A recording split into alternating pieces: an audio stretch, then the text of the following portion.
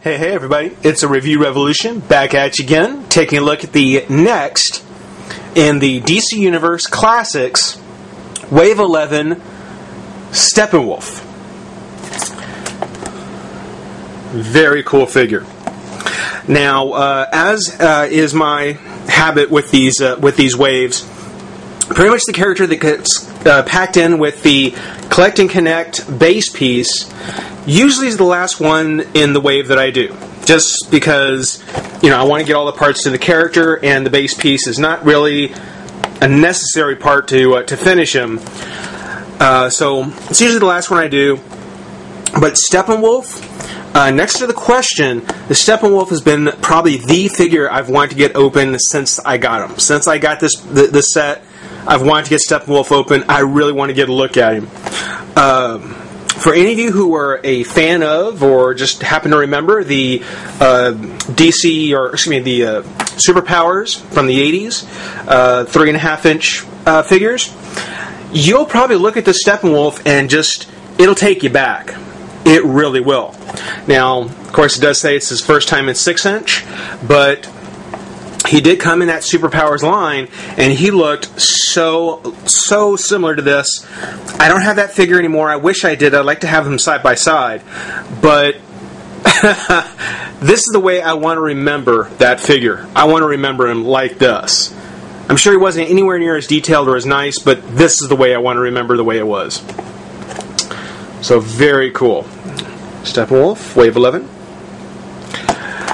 On the back, the other figures that have been done are the Question, Shark, Deadman, Cyborg Superman, Captain Matui, John Stewart, and with these 6 here, Kilowog is ready to get put together. But we do have Steppenwolf left to go, so let's go ahead and take a look. There's his portrait.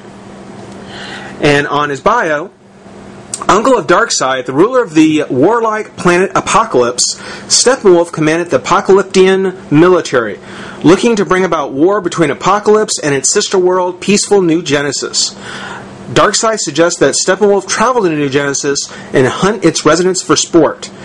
Implementing the plan, Steppenwolf killed the wife of New Genesis ruler Isaiah. War commenced and Steppenwolf was slain by Isaiah. Darkseid later resurrected Steppenwolf and placed him in charge of the planet's military once more. So he's Apocalyptian General. Very nice. Even higher than that, but you get the idea.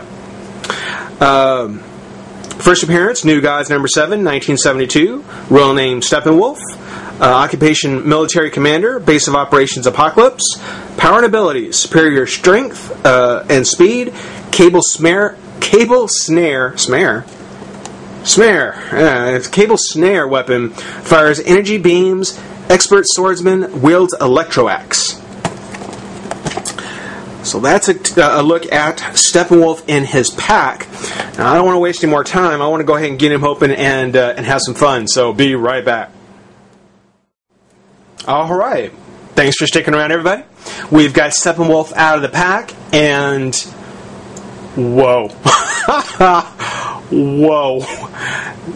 This is a fantastic character. Fantastic figure.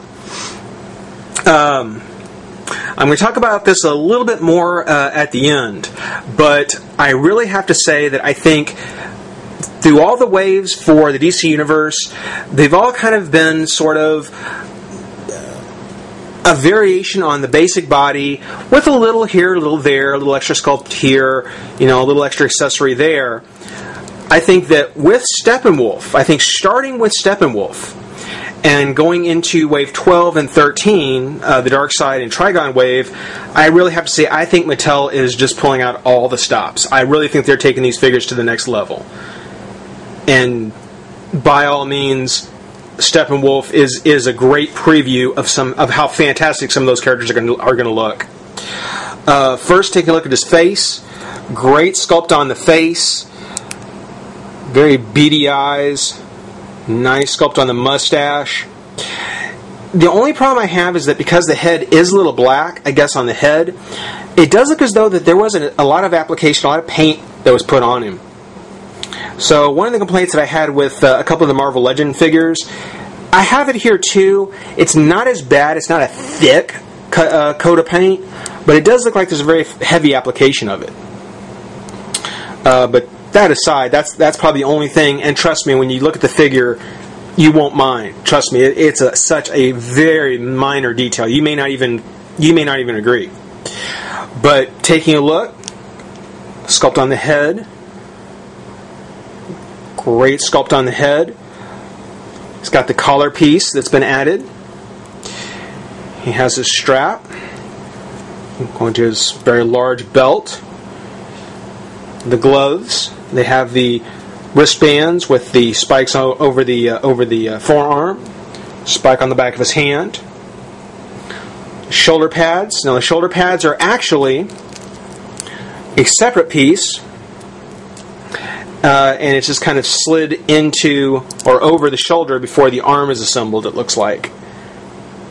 But it looks fantastic on both sides. There's another spike on his glove, his left hand. The bottom of the character, the legs and so forth, pretty standard. I do like how they took the boots and added the spikes and the straps. Even got a little spike at the tip of the boot. So they definitely went ahead and re-sculpted and re-engineered the base figure, to be sure that we got a very accurate Steppenwolf. Great looking character. Now, the downside. On the articulation. As has been kind of the trend with the DC Universe figures, the heads don't really go up or down much. There is a little bit, but not much. And the collar piece doesn't really help with the sculpt on the head, like the back of the helmet and so forth. So there is a bit of a turn, but it doesn't go a whole 360, just left and right, about normal for an actual person. The shoulder pads. The shoulder pads do limit the articulation. I will admit that. On the side here, on the right side with the strap over his shoulder, the arm only comes out about that far. On the left side, comes out a little bit higher. Not much, but a little bit. Both arms turn around just fine. Twist of the bicep fine. Wrist, elbow, everything's cool there. Now, surprisingly, despite the fact that he has the strap across his chest, he does have his crunch, and he has a twist. Now, I wouldn't stress it too much, but it is there. The legs, again, legs like with other DC Universe Classics, will come out again, twist at the thigh, knee, and foot. Nothing to limit the articulation on those. He comes with his vibro axe, which continually pops out for me, so I've been trying to kind of hold on to it while I've been doing this. But he's got his backpack with some wonderful details. Great details. Love how that turned out. The axe comes off. Now, for anyone who's had this figure in pack or has it currently in pack, you can see, it comes packed in a way that really is warped when it comes out. So, you're going to have to do some work to straighten that out. But it does fit in his hand really well. And even though, all the plastic, all the spikes on him, it's all kind of a softer plastic, it's kind of spiky to hold on to. You can find yourself kind of hurting yourself a little bit, not badly, but you can feel it. When you squeeze, when you grab them the wrong way. But awesome figure, awesome character. Definitely a promise for some of the great characters that have come up since him. I'm really glad I got him. I give him an 8, 4, an 8. But we're not done yet. A few other characters left to go. For now, this has been the Review Revolution, saying rate, comment, subscribe, join the revolution, and we'll see you soon. Bye-bye.